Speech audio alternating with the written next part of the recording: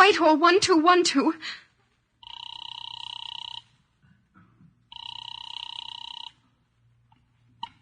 This is Scotland Yard.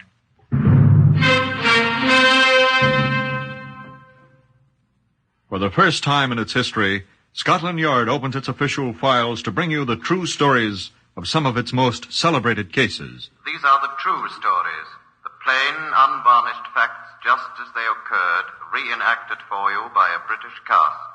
Only the names, for obvious reasons, have been changed. The stories are presented with the full cooperation of Scotland Yard. Research for Whitehall 1212 is finished by Percy Hoskins, chief crime reporter of the London Daily Express. The stories for radio are written and directed by Wyllis Cooper.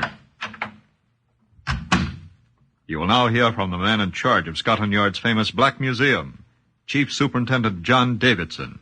Good afternoon.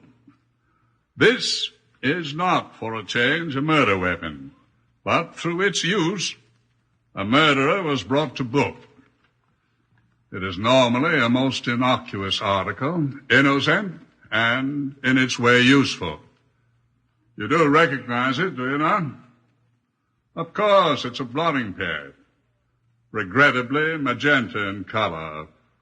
Big enough to hide a newspaper beneath it, if one wishes to hide a newspaper.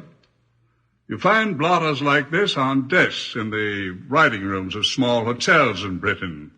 And strangely enough, that is where Superintendent Edward Weston found this one. I shall ask Superintendent Weston to tell you about it. Edward?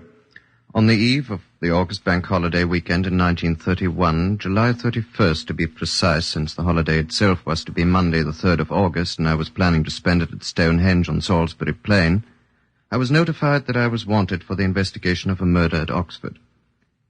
I sighed regretfully over the departed thoughts of Stonehenge and the Friar's Heel, said yes, sir, quite politely, and was told I would hear shortly from a man in Oxford, and put up the telephone. It immediately rang again. Superintendent Weston? It is Arthur Hughes speaking to you, sir, from Oxford. And I am a scout at Jesus College, and my dear sister Megan has been murdered, Superintendent. They said to me Superintendent Weston will come, and indeed I am sick with horror, sir. What's that? I am Arthur Hughes speaking to you from Oxford, and... You're the man who was to call me. Indeed, I was told to call you, sir. Sample complete. Ready to continue?